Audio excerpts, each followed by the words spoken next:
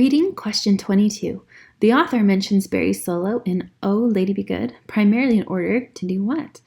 F. Illustrate why most people haven't heard of Barry.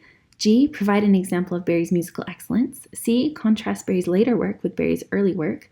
Or J. Establish that Barry's solo was better than Count Basie's. So let's look right here in this first paragraph. It talks about that Barry took the lead solo on Oh Lady Be Good, the 1924 Gershwin song that Basie had played for years. In the 28 seconds that the solo lasted on February 4th, 1939, we were treated to no less than the musical personification of mind and body working together in divine tandem. That's quite the explanation, right? When you hear the recording for the first time, you're likely to wonder why you've never heard of Che Barry before. So after reading this, let's look back at the potential answers. F, illustrate why most people haven't heard of Barry. Now, it did refer to like, hey, you're wondering why you haven't heard, but it doesn't really illustrate why. It will do that later on in the passage. And so that's not the point of this particular mention of that solo. So it's not F, even though it's tempting to circle F. G, provide an example of Barry's musical excellence. Yeah. Did you hear that, what he said?